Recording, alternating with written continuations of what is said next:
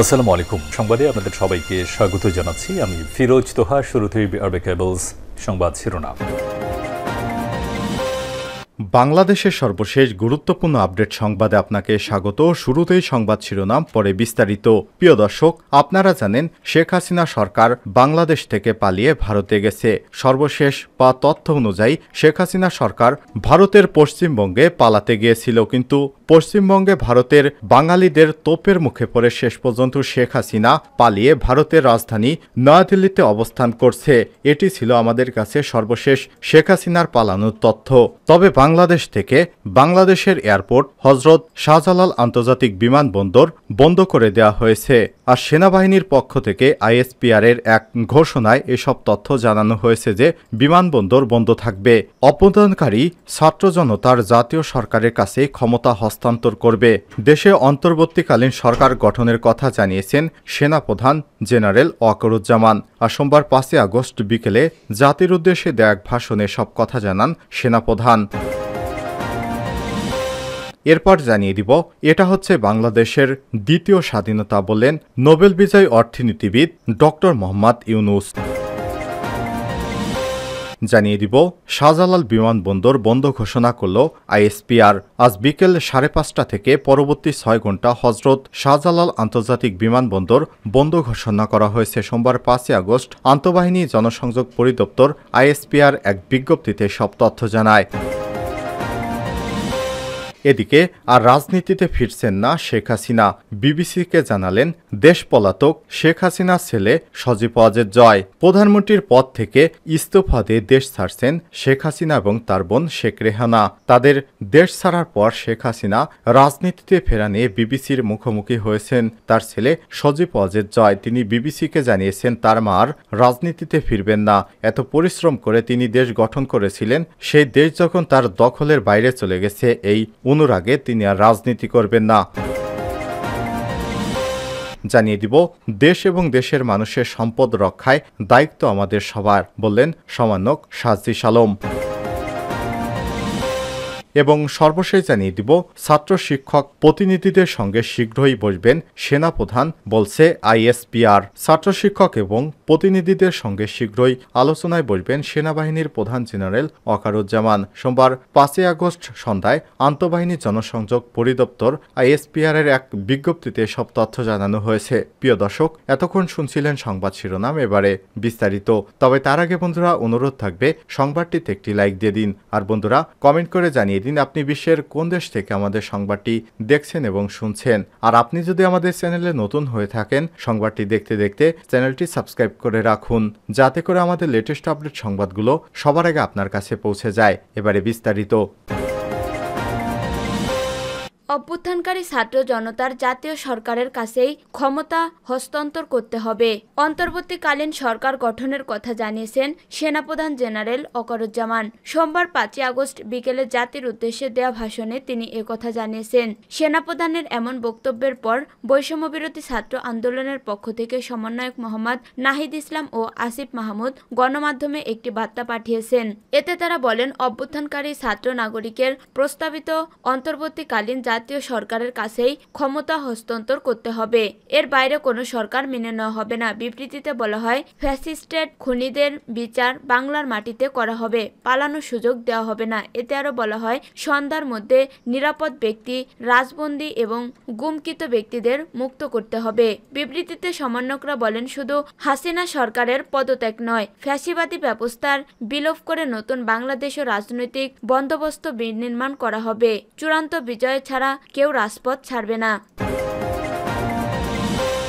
এটা বাংলাদেশের দ্বিতীয় স্বাধীনতা বললেন ডক্টর ইউনুস। প্রধানমন্ত্রীর পদ থেকে পদত্যাগ করে দেশ ছেড়েছেন আওয়ামী লীগের সভাপতি শেখ হাসিনা। এমন অবস্থায় দেশে অন্তর্বর্তীকালীন সরকার গঠন করা হবে বলে জানিয়েছেন সেনাপ্রধান জেনারেল ওয়াকারুজ্জামান। বর্তমান পরিস্থিতিতে ছাত্র জনতার এই বিজয়কে বাংলাদেশের দ্বিতীয় স্বাধীনতা বলে মন্তব্য করেছেন নোবেলজয়ী অর্থনীতিবিদ ডক্টর মোহাম্মদ ইউনুস। সোমবার 5 আগস্ট দ্য প্রিন্টে দেওয়া এক সাক্ষাৎকারে একথা বলেন তিনি। ডক্টর ইউনুস বলেন, বলেন, আমরা অধিকৃত দেশের মতো ছিলাম। তাদের মনোভাব ছিল একনায়কতন্ত্রের মতো, তারা সবকিছু নিয়ন্ত্রণ করত। এখন বাংলাদেশের জনগণ স্বাধীন, এটা বাংলাদেশের দ্বিতীয় স্বাধীনতা। এখন আনন্দে মেতে উঠেছে সারা বাংলাদেশের জনগণ, সব জায়গায় আনন্দ মিছিল হচ্ছে। আনন্দরত সবাইকে আমি অভিনন্দন জানাচ্ছি।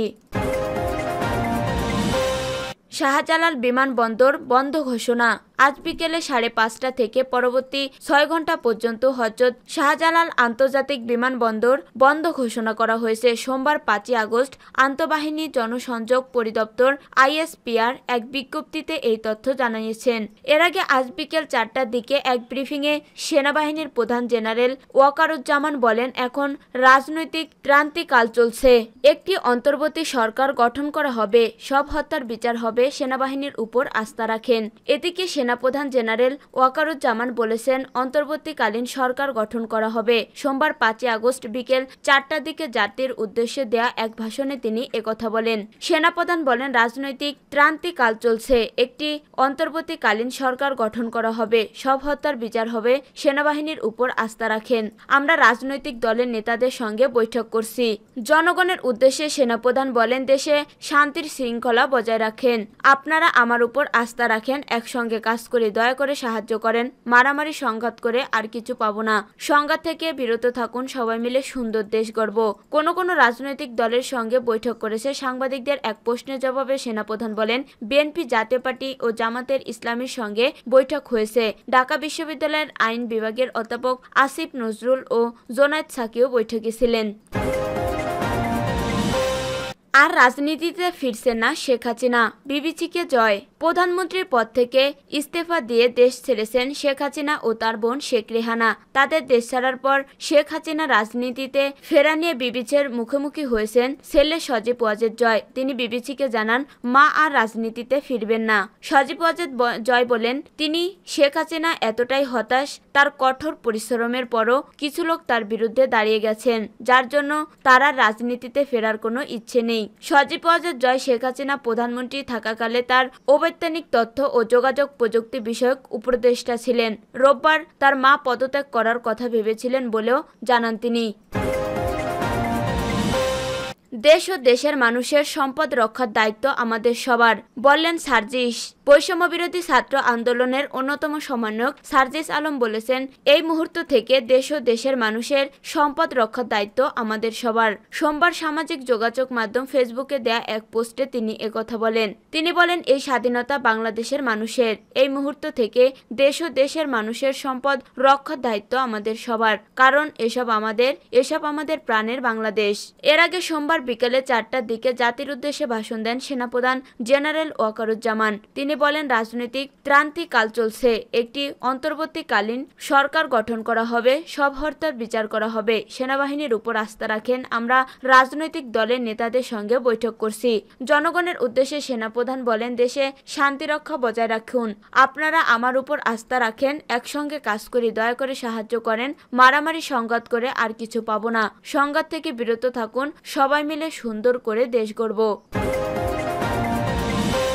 ছাত্র শিক্ষক প্রতিনিধির সঙ্গে শিগগিরই বসবেন সেনাপ্রধান, বললেন ISPR। ছাত্র শিক্ষক প্রতিনিধির সঙ্গে শিগগিরই আলোচনায় বসবেন সেনাবাহিনীর প্রধান জেনারেল ওয়াকারুজ্জামান। সোমবার 5 আগস্ট সন্ধ্যায় আন্তঃবাহিনী জনসংযোগ পরিদপ্তরের ISPR এক বিজ্ঞপ্তিতে এই তথ্য জানানো হয়। এর আগে সোমবার বিকেলে 4টার দিকে জাতির উদ্দেশ্যে ভাষণ দেন সেনাপ্রধান জেনারেল ওয়াকারুজ্জামান। তিনি বলেন, রাজনৈতিক ক্রান্তিকাল চলছে, একটি অন্তর্বর্তীকালীন সরকার গঠন করা হবে, সব হত্যার বিচার করা হবে, সেনাবাহিনীর উপর আস্থা রাখেন। আমরা রাজনৈতিক দলের নেতাদের সঙ্গে বৈঠক করছি। জনগণের উদ্দেশ্যে সেনাপ্রধান বলেন, দেশে শান্তি শৃঙ্খলা বজায় রাখুন, আপনারা আমার উপর আস্থা রাখুন, একসঙ্গে কাজ করি, দয়া করে সাহায্য করেন, মারামারি সংঘাত করে আর কিছু পাবো না, সংঘাত থেকে বিরত থাকুন, সবাই মিলে সুন্দর একটা দেশ গড়ব।